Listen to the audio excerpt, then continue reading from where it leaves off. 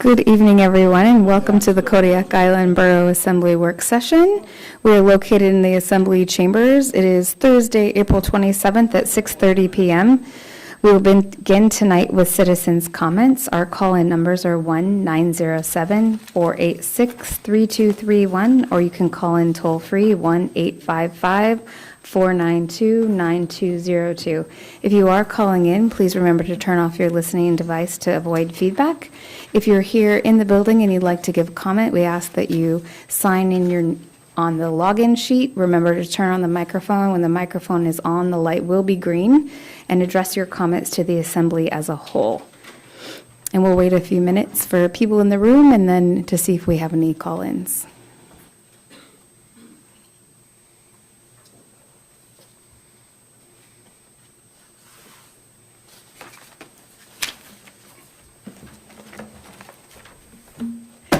Good evening, Borough Assembly. My name is Sandy Dawes, CFO for the school district, and I am speaking to you tonight on behalf of our superintendent, Mika, who is out of town. We just wanted to let you know as the assembly that we will be submitting our letter tomorrow to the clerk's office for our funding.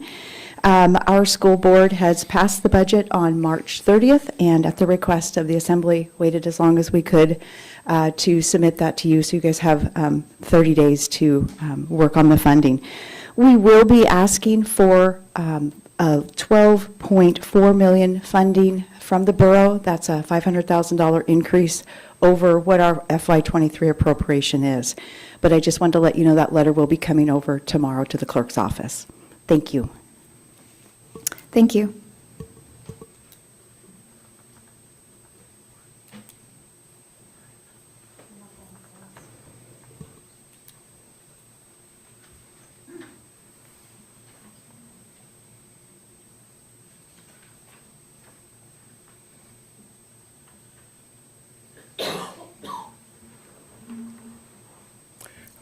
Good evening, Assembly. My name is Catherine Panamaria. I'm from Uzinki, and I just wanted to say I appreciate Joe Delgado's position on the Assembly, and I just wanted to say that I think he would be a great mayor. I heard that he was, and I'm here in the Kodiak for the evening, so I just wanted to say I appreciate that he does keep the villages and appraised of what's going on around the borough, and he does call all the villages. He is from the village at heart, and I just want to say I appreciate him being here. So, thank you. Thank you.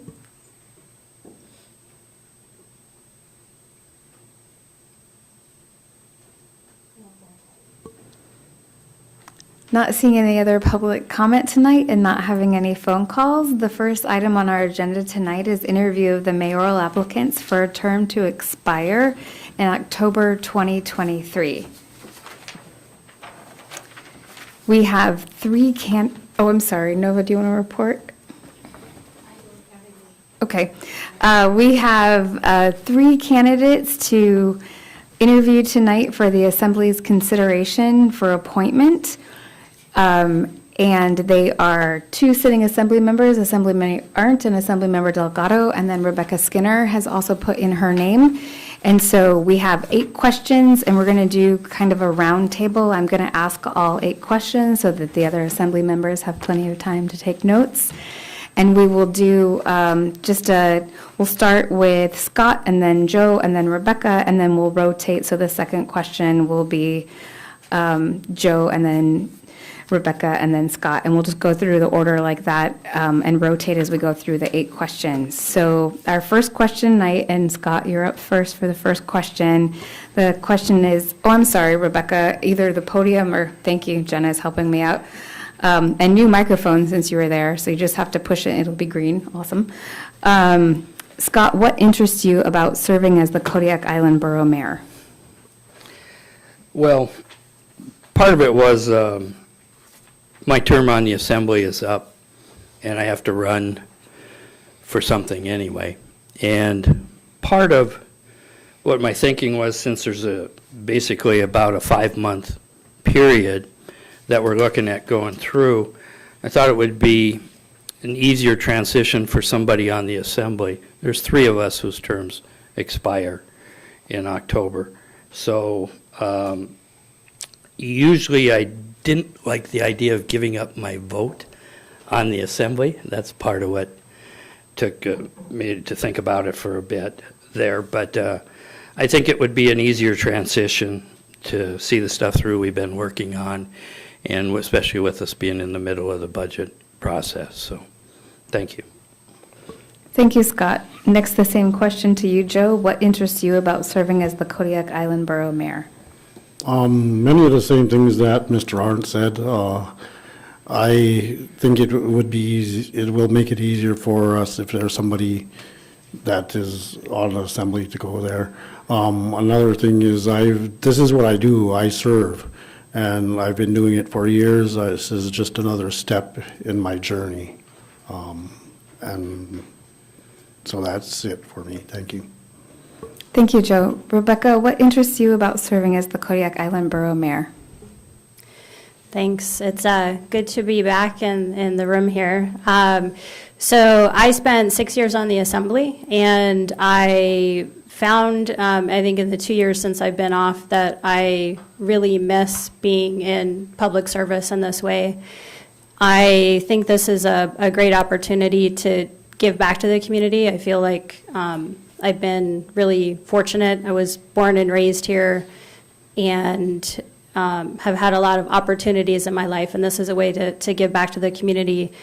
And in looking at my experience, having served as deputy presiding officer for 4 years, I've essentially done about 95% of the job of mayor anyway. So I feel like I could step in, I can run meetings, I've been in numerous agenda settings. So I think it would be a very smooth transition without taking an assembly member off of the assembly and then having a vacant assembly seat. Thank you. Thank you. Our second question is, Joe, you're going to be first on this question. The second question is, what traits do you believe are necessary for being a good mayor? Thank you. I think a good mayor needs to have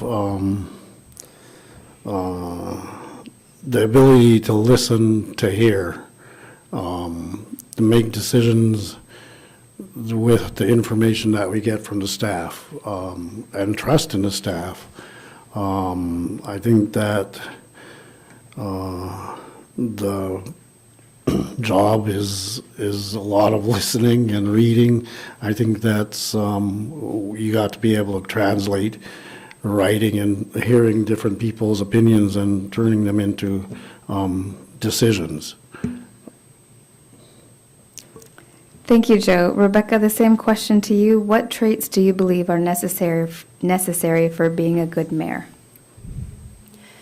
Thanks. I think that a lot of the job of being mayor is in facilitating the meetings and ensuring that the business of the borough can get done, and to really help the assembly do the most effective job they can.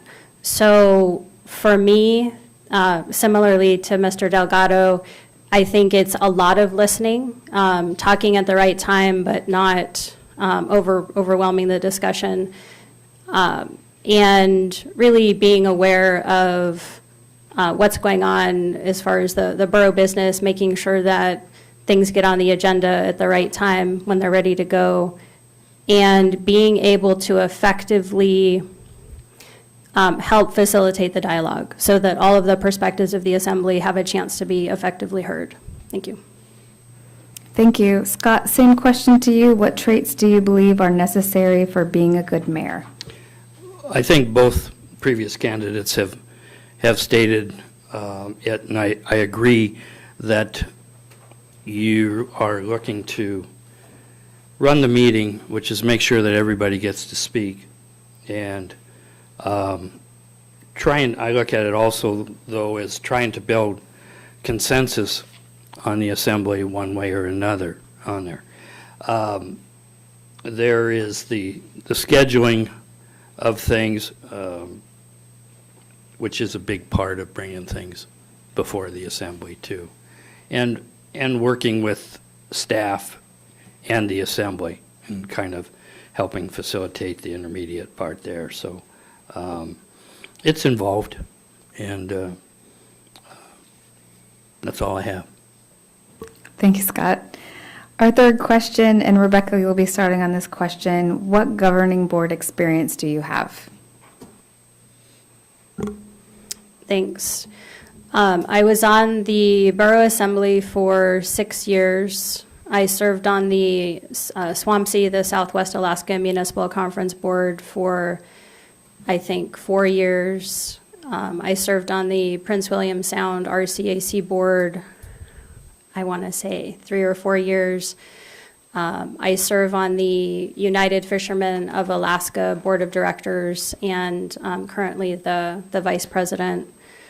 I also served on the board of Seafood Harvesters of America, which is a national group, kind of like United Fishermen of Alaska, but on a national level. And I also, I was going to say, I'm on the Kodiak Aleutians RAC, which is the advisory council to the Federal Subsistence Board, which isn't a governing board, but I'm the vice chair of that. So as far as leadership roles, I have quite a range of leadership roles. Thanks. Thank you. Same question to you, Scott. What governing board experience do you have? Okay, that's an interesting one. I'll start with have 44 years experience on Service District 1 and over 30 years experience on Fire District 1. I have 10 and a half years on the Assembly, 3 years in the early 80s, 3 years in the late 90s, and the last 4 years currently on the Assembly. And multiple other boards, planning and zoning, somewhere around 6 years, and about 5 years as chair on that. Architecture Review Board, Solid Waste Advisory Board, many of the other boards. So I have quite a bit of experience on different boards of the borough. So thank you. Thank you, Scott. Joe, what governing board experience do you have? Not as much as Mr. Arndt. I was on the board of one of the most successful CQE boards here in Alaska. I was ONC board of director. I also served on the city and tribal council in Uzinki. And here in Kodiak, I've been on the Planning and Zoning Commission, as well as my seat here on the Assembly. Thank you, Joe. Question number 4, Scott, we're back to you starting again. Question number 4 is, what do you see as the role of our borough government? Basically, the powers of the borough, the main purpose of the borough was created was to help fund schools. Kodiak Island Borough owns all the school facilities around the island and is responsible for those. The biggest expenditure each year within the budget is for school operation money.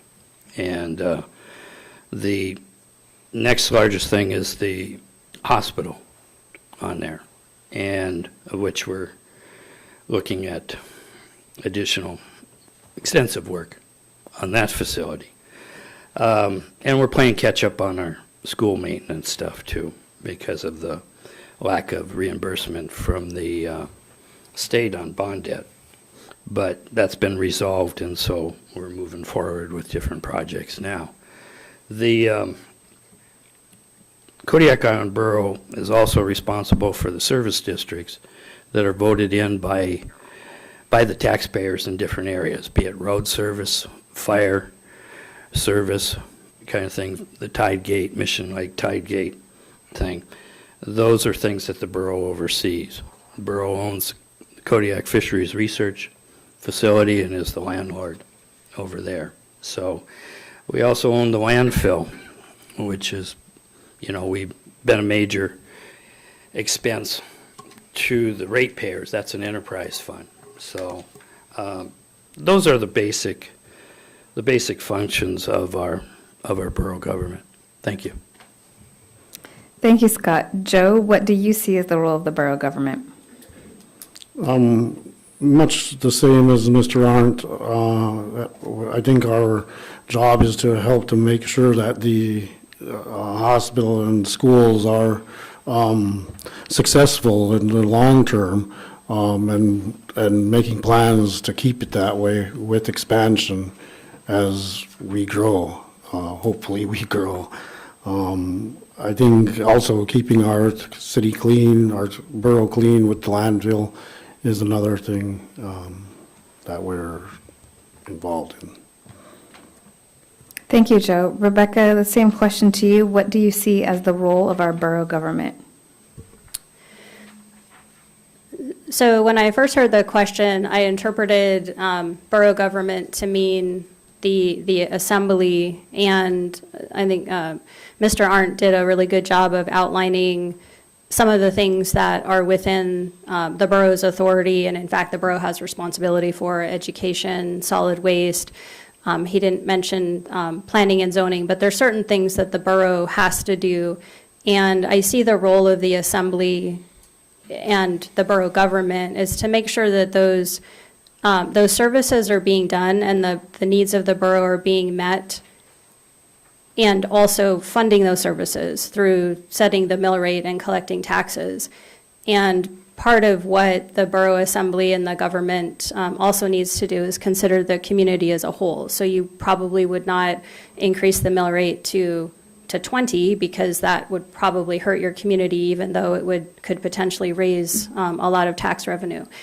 So you have to keep an awareness of what's going on in the community and make sure that your tax rates are a good fit for what's happening economically, but also make sure that the services are delivered. And then I think whatever the government can do to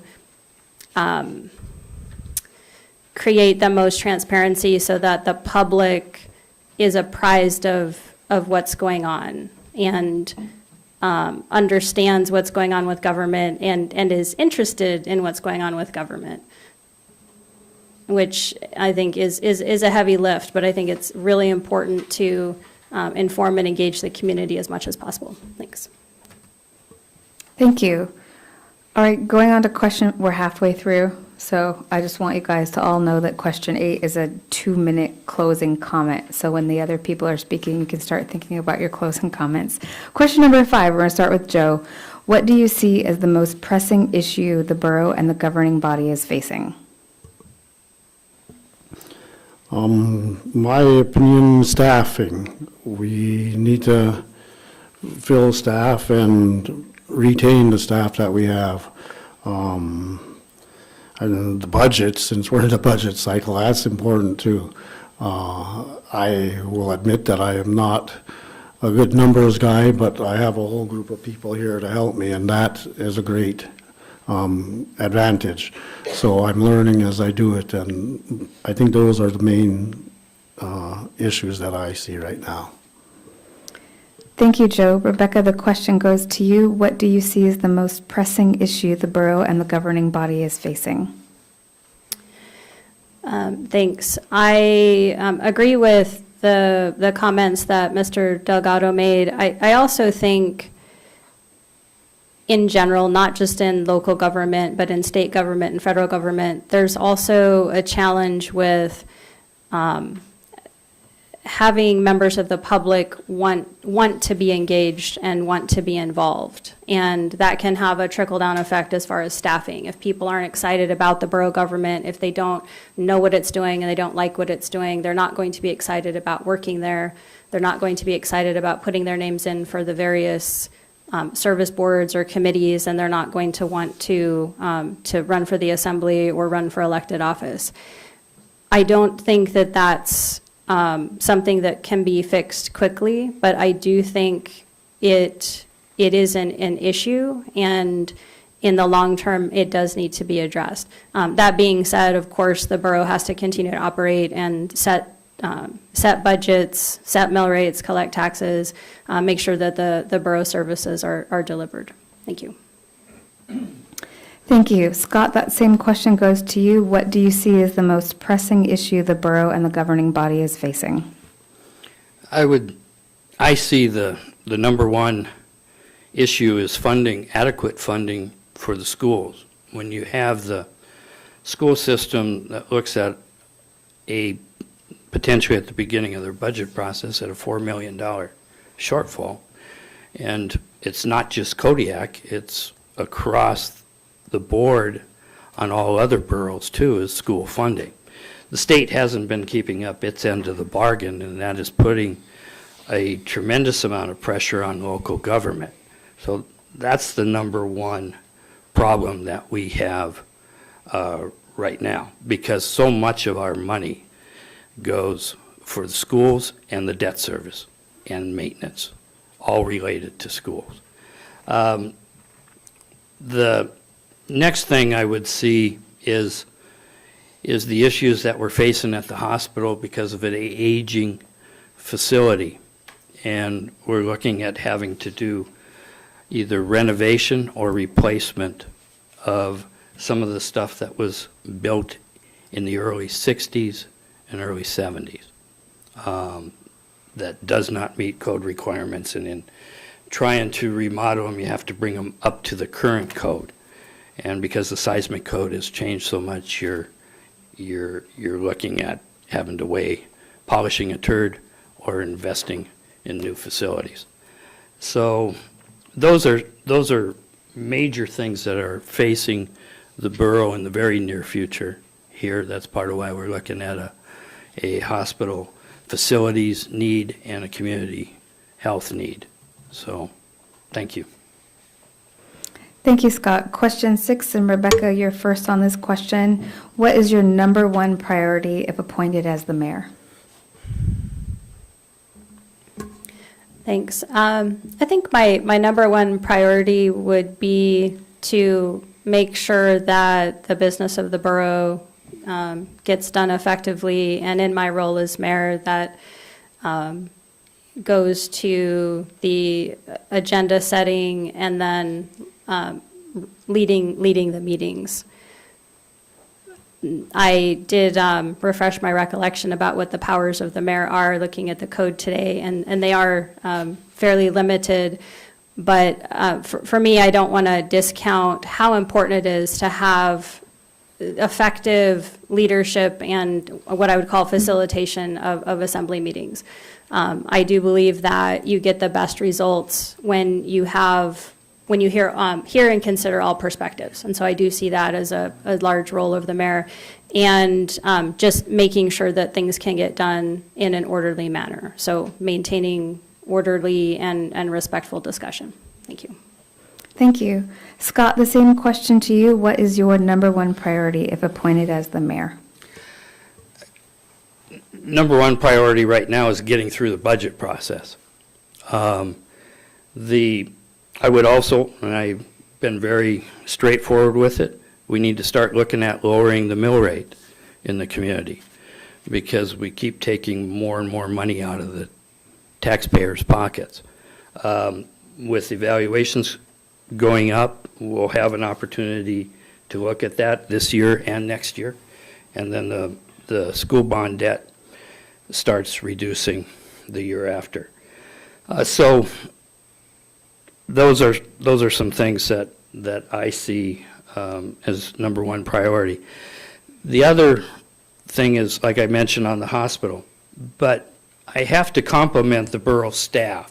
We are shorthanded in some areas, but I'll say that the current borough staff has picked up the majority of that slack very well. I'm impressed and tip my hat to them. We got some really good people that are dedicated, and and as right now we've got a few shortfalls on there that we'll work on. They'll get taken care of, because you always have these highs and lows and turnover and retirements. So then those are the main things that I see us getting through right now. This is a very short process. It's a 5-month process. So I'm just going to leave it at that. Thank you. Thank you. Joe, the same question to you. What is your number one priority if appointed as the mayor? All the good answers were taken. I think that staffing is a big issue here. We'd like to get our staff filled as much as we can. We have, like Mr. Arndt said, quality work staff right now. We want more. Also, the budget is very important, and that's what we're working on.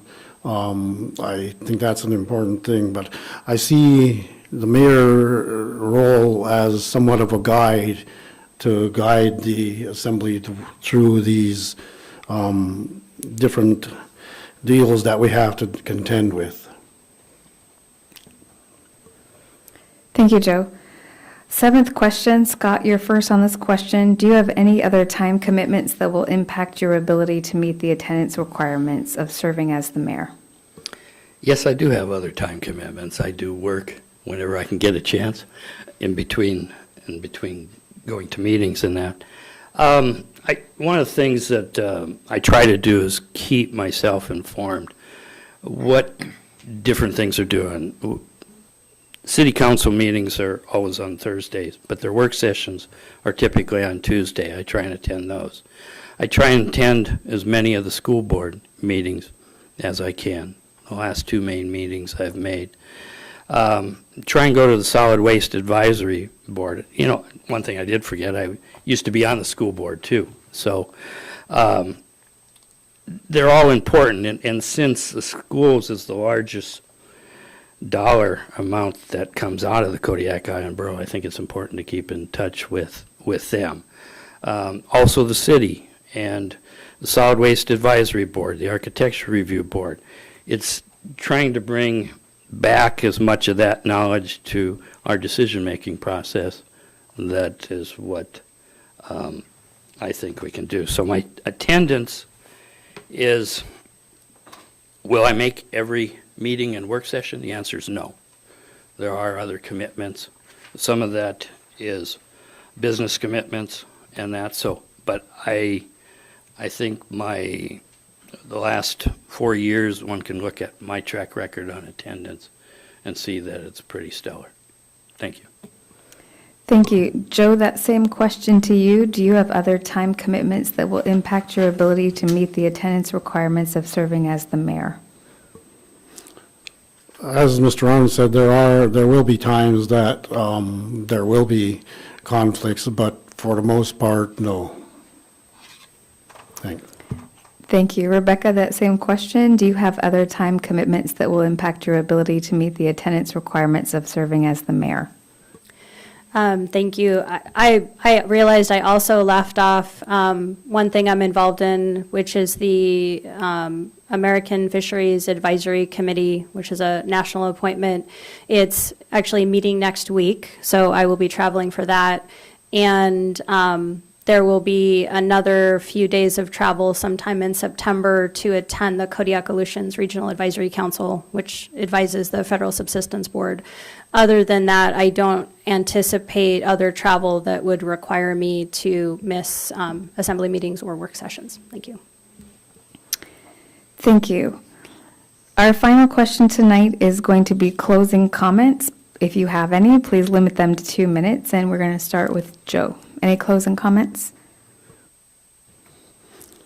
I'd say that all Borough residents are important. I think everybody needs to have a chance to be heard. As one of the public comments said, that I have a good network of people in all of the villages, so I get some good feedback from those people. It's very important. I also have many connections in the Filipino community, people that are underrepresented in the borough, but who have great talent and ideas. So I want to, my want is to be able to represent them all with the same importance. I think convincing people to fill different boards and commissions are important.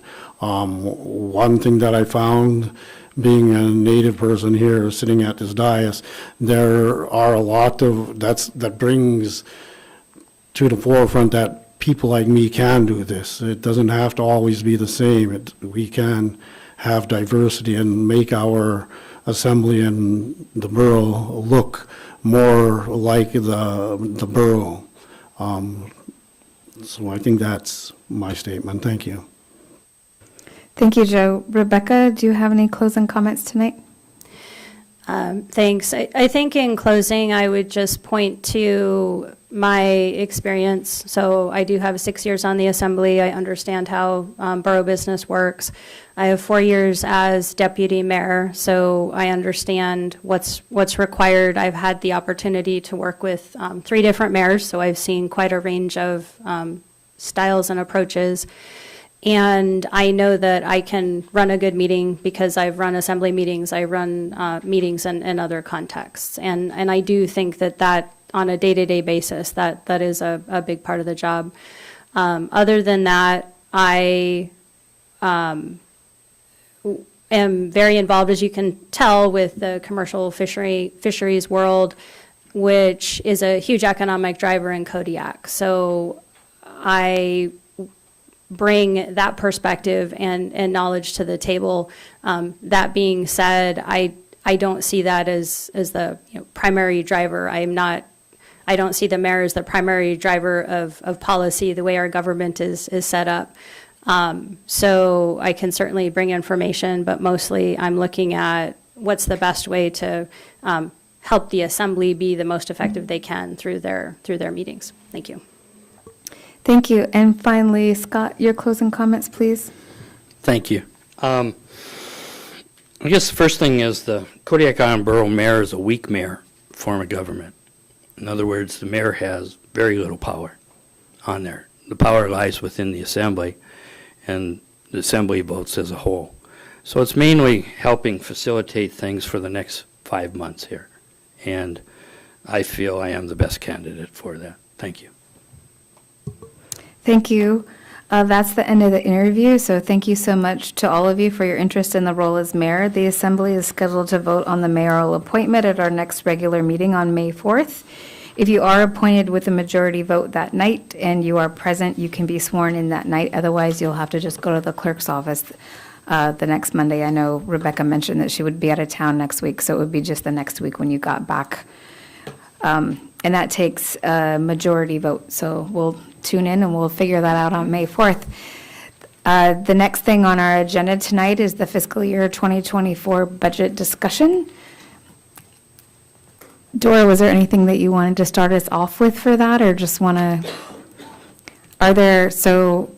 we just got our official school ask, not official till tomorrow, but a official eve, if you will. Are there any questions that you have for Dora or any other staff members here tonight?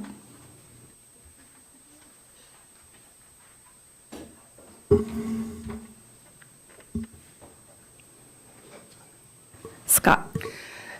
I guess one of the questions I would have, and Dora helped me with this, is it's some of the discussion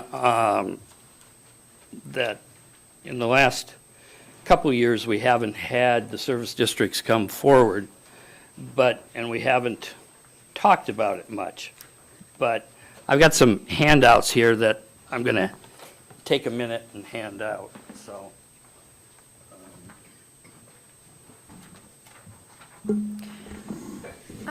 While he's doing that, I forgot, there was a handout for the last time we discussed budget. There was an ask for a spreadsheet on how allocations are made for staff that work in various positions. So that was provided. I'm hopeful that answers the question. Thank you, Dora. I think it was Jeff who wanted to see that the most, so we'll have to make sure that he gets that. Did anyone have any questions on that, though, here? Okay. Go ahead, Larry. Thank you. Thank you. I want to go back to the Parks and Rec. We talked last time about sometimes you move the priorities away from Parks and Rec, and this next year, it's going to be a priority this year. Is there a list that the Parks and Rec Advisory Board provides to see what they're actually going to accomplish now that it's a priority? Or is it just, we're going to do maintenance work that we didn't do the years before because we were taking care of the hospital or whatever we were doing? That's the first time I'm hearing about that board. I've not seen a list.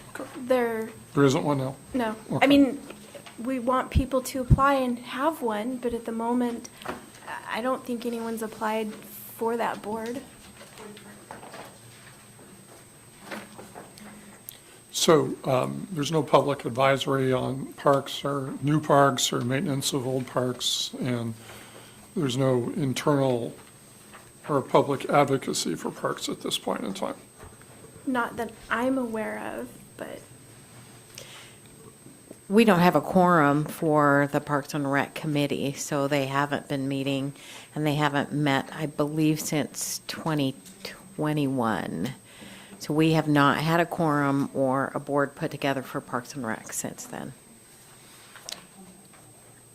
Thank you. Sorry. And notes I have have some like maintenance on trails. I know they want to work on the bridge that's out towards White Sands as well, and some of the playgrounds. But I don't have a list per se of all the projects that we are anticipated to do this summer or next year. I'm going Prometeo. I'm wondering if it might be a good idea to maybe put an ad in the paper or some kind of public announcement that we are looking for people to serve on that committee, because I think it's a direct quality of life issue. We, Madam Mayor, members of the Assembly, we have regularly scheduled advertising for these positions. And Irene just reminded me, I think we may have one applicant that is pending right now. One application that's on the hopper. That's good news. Thank you. There are 4 seats, though, that are open, so, on that board. Thank you. Thank you, Nova. Scott, do you want to address the handouts that you just gave out? Sure, if Dora doesn't have anything else right now. I've had service district members in the past speak to me, and I had one today from Bayview Road Service District speak to me. And what I wanted to bring up, since we haven't heard, and maybe we need to require the service districts to come before us, but we have 2 service districts that have some financial issues. The first one is Woman's Bay Road Service District. They basically, at the end of last year, so that would have been June 30th, 2022, they had a negative fund balance of $984 in their account.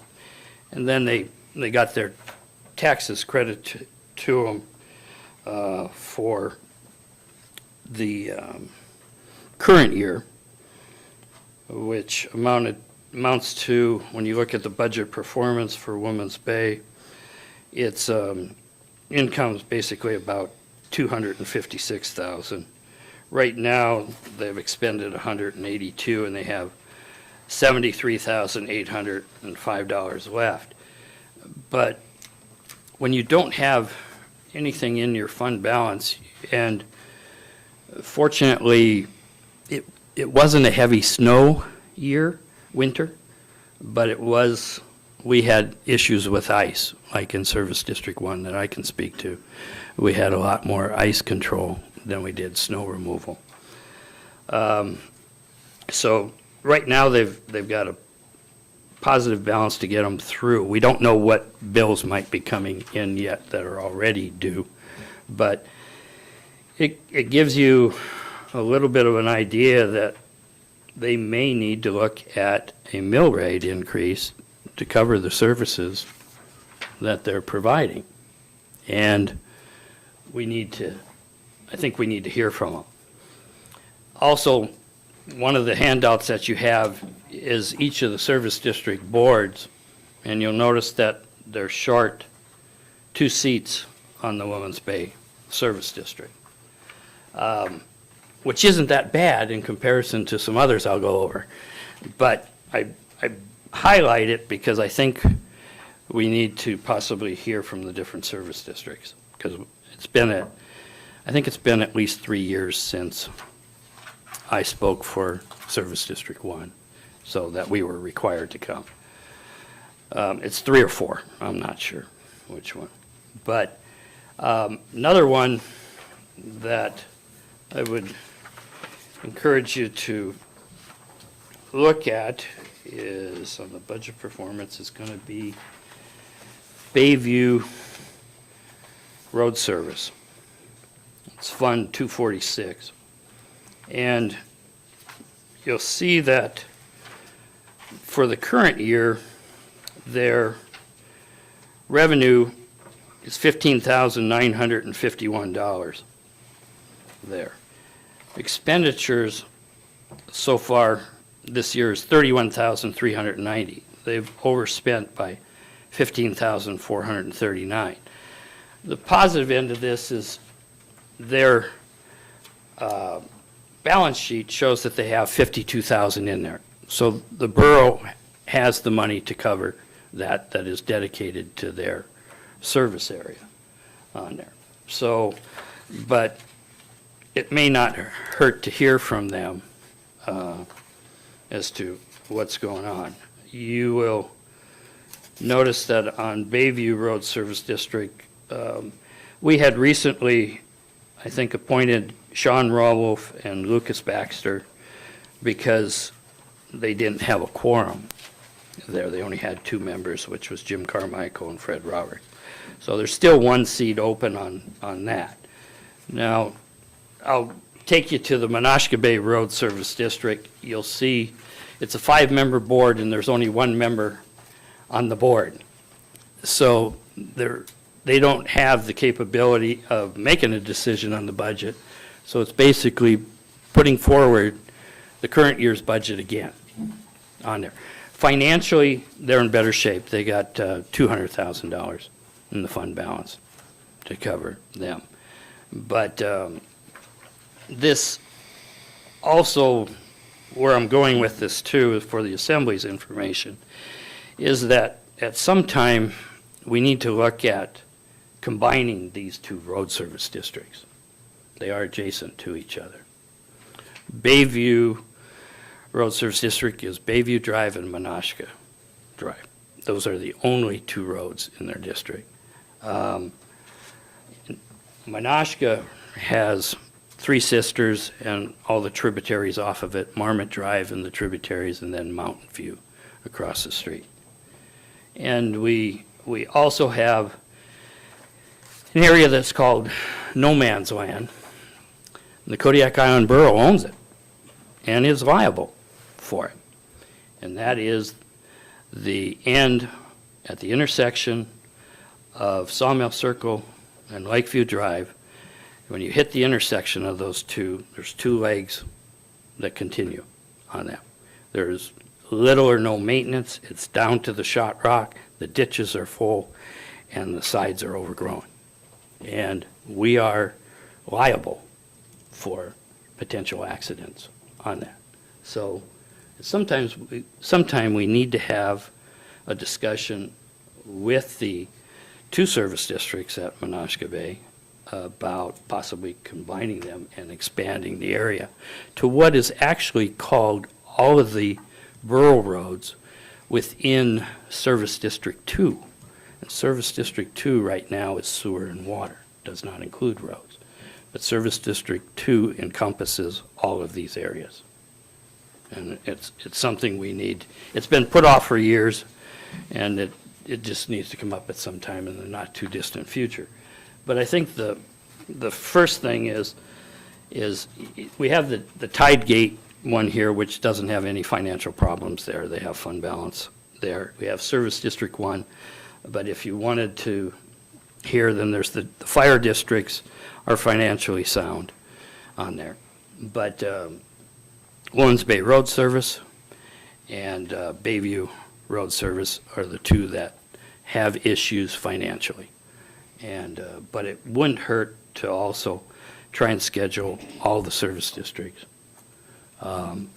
before this body. So it's just a suggestion, but like I said, at least the two that have financial issues. And I would defer if the finance director has any comments too on the situation.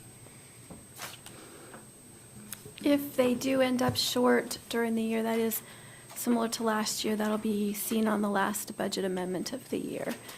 So, That's all I have right now. Thank you. Any other Assembly member questions or comments about the budget tonight? Larry?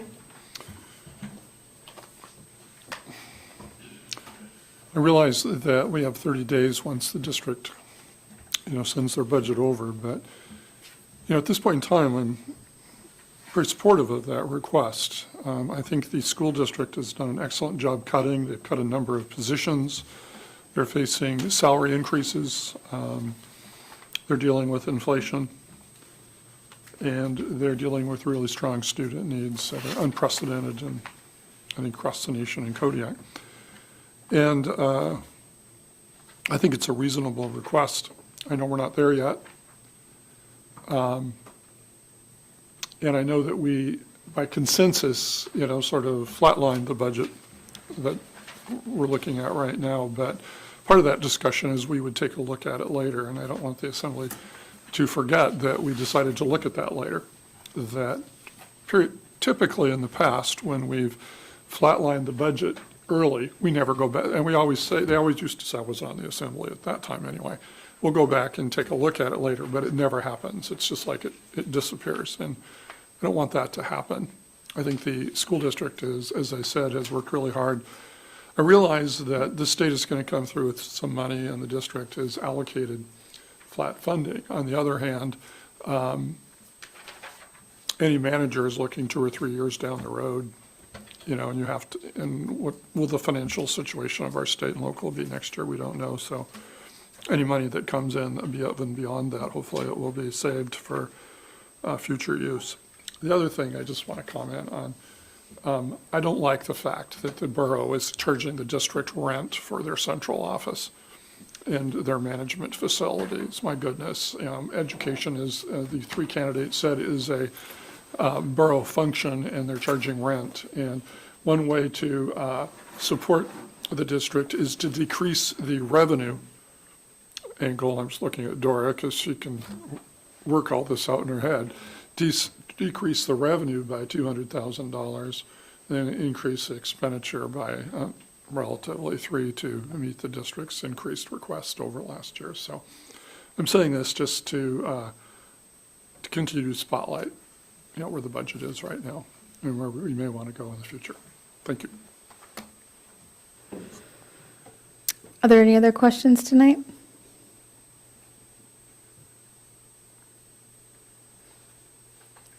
Not seeing any, let's go back. Agenda.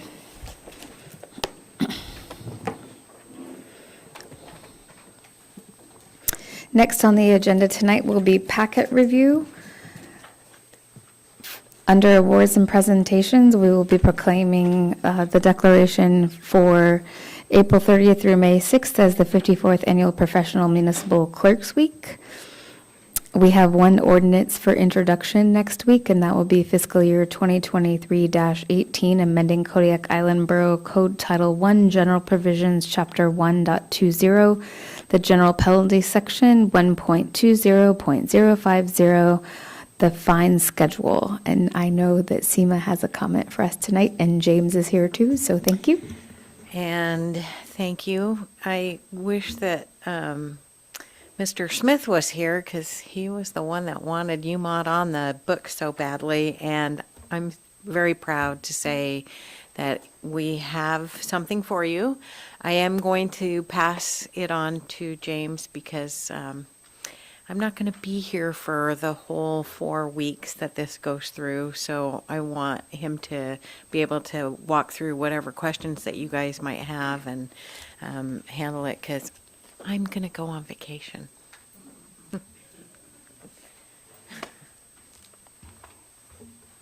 All All righty. Good evening, Assembly and Mayor. I don't want to be redundant and go through what we've already kind of discussed. More or less, if you guys had any more questions regarding any of this. It's kind of just a rough draft for an ordinance of UMont. Yes, Scott? I think it would be good both for us and for the public to hear what the changes are. So I would suggest we go through them line by line on the changes, on what we're adding to it. Okay.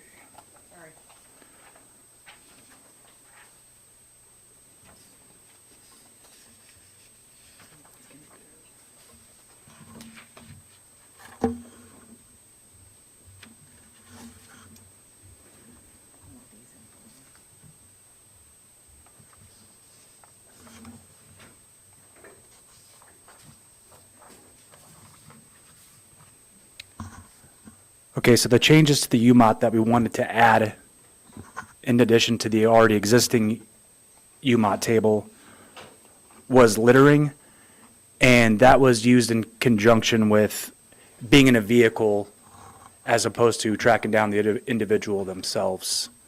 So all we would need was a license plate to find the individual instead of tracking down the actual person. And If I may? yeah. Thank you. James, what I was reading on it, I thought we had something before about littering, but I guess that was just the state law, the $1,000 fine evidently, and we didn't have it in ours. So now under littering, first offense is $100, $300 second offense, $1,000 third offense. And then we talk about allowing vehicle to be used in littering. Part of my problem is, as I read this, is we're wanting to use the license plate and just go after the owner of the vehicle. Correct. Okay. But we're looking at allowing exceptions, and my problem is the exceptions. It says here, vehicle owner's responsibility, it is unlawful for any person, firm, or corporation to authorize or knowingly to permit any vehicle registered in his or her name, his or her, or its name, to be used in the violation of this section. My thing is, my question is, and I would be looking to strike at some time, I'd like to see you guys reword it, is it says it is unlawful for any person, firm, or corporation to authorize or knowingly permit. My problem is the deed is done. The license is there. The fine needs to go through. I'm not interested in excuses. So otherwise we get into he said, she said, they said. And then we're right back where we've been in trying to pin it on somebody. And I made a note here, because then under 2, registered owner vehicle, unless the registered owner is able to prove by satisfactory evidence that at the time of the violation, the vehicle was being operated by another person without consent of the registered owner. You're putting exceptions in here that I do not agree with. The only thing that I agree with is previous to this vehicle getting caught, was it stolen? If they didn't report it stolen, they need to be fined. Keep it simple. That's part of my. Can you tell me where you're looking? I'm looking on line, yeah, starting on 56 through 58, and then 60 through 64 on there. It's just too wide open. And I don't feel that this is ready for prime time for introduction next week, to be honest with you. I think we need to have what I call just a work session discussion, kind of like this, going over these different parts of it so we can iron that out before we bring it forward for introduction. So what I would like to see is, you know, you see what my problem is, and I'm thinking, we've got some other issues in there that's going to relate to. If we have a picture of the license plate, that vehicle's red tagged. It's fine. It's that simple to me. And I don't know where the rest of the assembly stands on that, but I'm not in favor of trying to deal with excuses and then rule on the excuses. Yeah, I agree with you on that. So I'd like to see this pulled from the agenda for introduction next week, and then come back in 2 weeks with, some other thoughts on this, because you said that there's kind of options in here. So I'm just telling you what my problem is with this option. And I'd like to hear what the rest of the assembly thinks, so thank you. Thank you, Scott. James? So you guys pointed, you pointed out line 52 through 72, but it's the same verbiage, wording, however you want to say it, 83 through 103. So, but you didn't point that out. I just said it's throughout, but I just... Well, if you're going to change one, you need to change both, and that's why Yes, I'm yes, mentioning that. that's why I'm asking it come back. It's throughout it. I just quoted that section 1, section 2, and Okay. didn't feel like going through the rest of it, so, I'm in favor of it as long as both of them get changed. yes, all of it throughout. There might be some other stuff that I missed, so. Are there any other questions from the assembly about this? Thank you guys so much for your work on this, and I think this is a huge step in the right direction as far as being able to enforce some of this stuff. Seema, I know you have something else to say. Well, I just have another question. So this is just for the littering part. Do you guys agree with the fine changes and the 1, 2s, and 3s in, for the zoning compliance and stop work orders and that stuff? Is it just the vehicle part that you guys want us to, because that's the only parts that we're adding or changing. The Yeah, rest of it is the blue stuff, yeah. Right, but, so, the violation of stop work order, we're asking for $300 a day. Are you guys all right with that? And the only thing we need to go back to the drawing? I have a question mark at that, and basically was looking to give us some more time for everyone to think about it. The packet wasn't ready until yesterday for me, so, and that's when everybody else got it too. So we really haven't had the time to go through this and think through it all, and having another 2 weeks, and another rendition that ideally we would get, maybe a week before or something like that. And maybe you also got to get with the attorney, I don't know, as to what the best wording potentially is in order to make sure the borough is covered. So you want a version 2? Yes. Thank you. But I do, you ask on the zoning things, I do have a question mark there, and I got to think about that a little bit. I did, I've also spoken with Ted, and we'll probably get back with Ted, who's for the public's information, is the building official for both the borough and the city. So do some more research on that. Thank you. Thank you, Scott. Jared? Yes, for the new fines for the $300 and $300 per day, is that based on just a industry standard that you found in other municipalities? It's already what's in our code. Oh, okay. And the enforcement and penalties. It's just bringing it onto the UMON. Okay. Are there any other questions?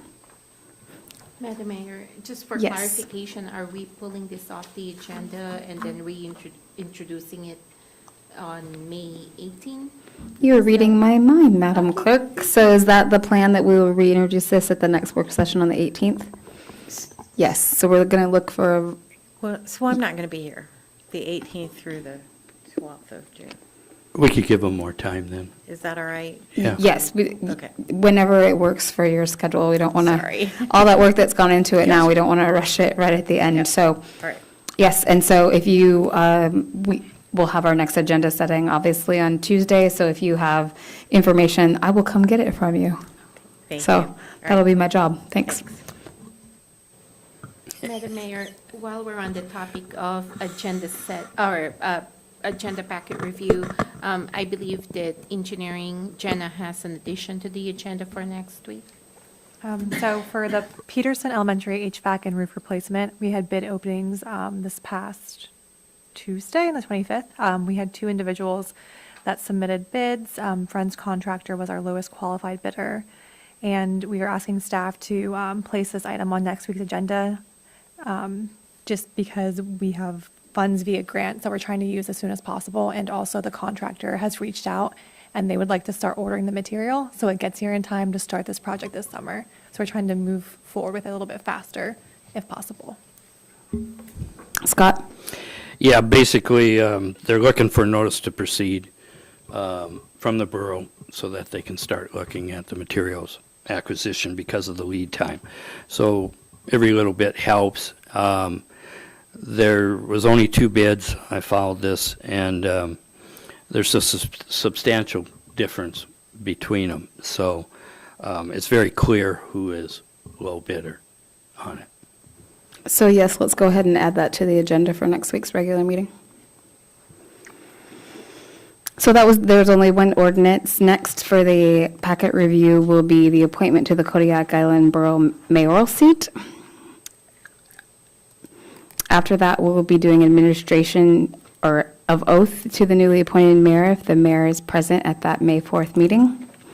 And then finally, we'll be going over the good cause determination for late file of senior citizens or disabled veteran exception applications. SEMA. So we have, James has stand up. Go ahead, James. So if we go back to the 14D .1, appointment of the Kodiak Island Borough mayoral seat. I'm surprised nobody else has mentioned this, since the majority of the assembly really wanted to go out for public applications. This doesn't allow us to have public comment other than in the beginning of the meeting having public comment. I think that since we were trying to get as much public input on this as possible, we either change the agenda to put this into a public hearing so that the public can comment more about what they think we should be doing with the mayoral seat, or we add public comment in that particular line item. And so that's just something I think that we should change on this agenda, since we just kind of scraped over that piece.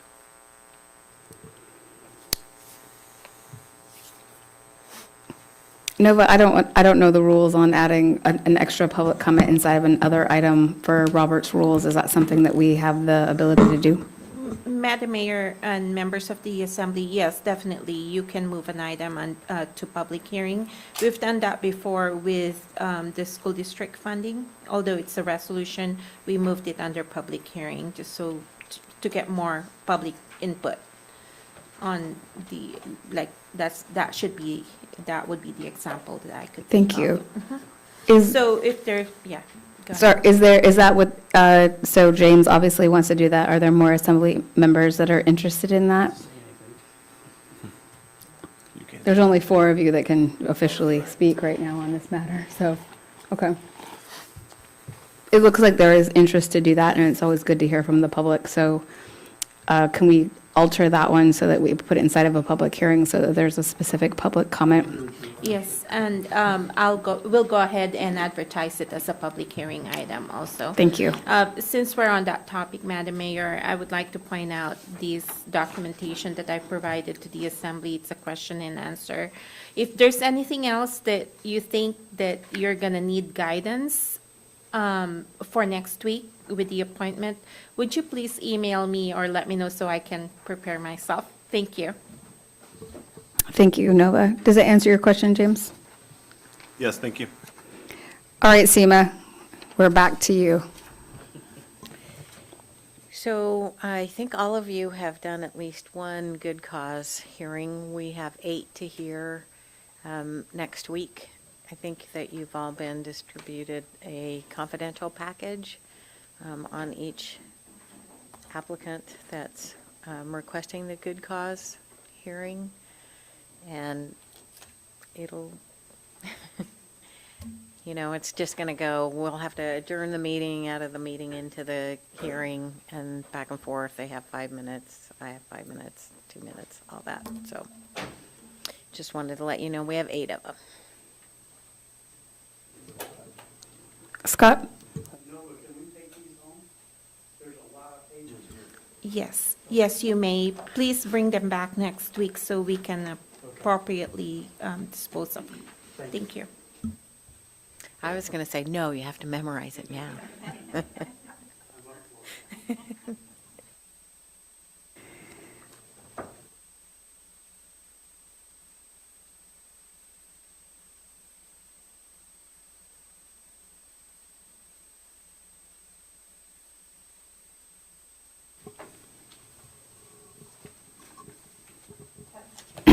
That will bring us to the end of our packet review tonight, which brings us to managers' comments.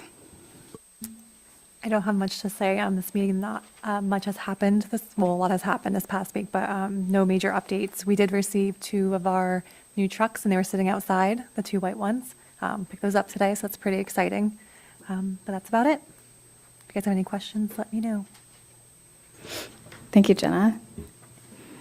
Next are clerk's comments. Oops. I had the opportunity to attend a laserfish conference last week in Dallas, Texas, and it was a productive conference as I was able to participate in hands-on training and networking events. It's been quite a few years that I've attended one of these training, and so I was pretty excited about it. I hope to use the skills I learned into improving the system we have in place right now. I have sent you information previously regarding House Bill 133, introduced by Representative Sumner.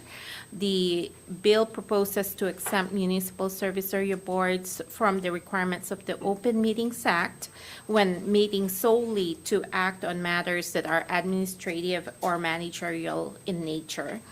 I was able to go in also and do a little bit of research and find some background information that I can share to the Assembly. And I'll keep following up the bill so I can keep you informed on what's going on with it.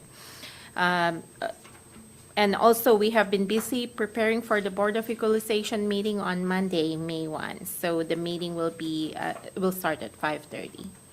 Okay, that's all I have. Thank you. Thank you, Nova. Next is Assembly member comments, and tonight we will start with Scott. No comments. Larry? Thank you. Just a couple. One of the previous meetings I talked about, it might be a good idea for the borough and the city to sit down and review emergency procedures. And I did receive an email from the city mayor suggesting a process for that. That seems somewhat reasonable, and I'm hoping that as we have a new manager in place and a new mayor in place, that process can be initiated, because I think an efficient, public-supported plan to deal with emergency services will be very, very important to keeping our community safe. Also, I'm sort of monitoring, like many people, some of the risk assessment that was recently completed on the Valdez oil terminal. And I think that we need to keep a close eye on that and make sure, because certainly those of us who were here during the oil spill want it not to happen again, and I'm concerned about that.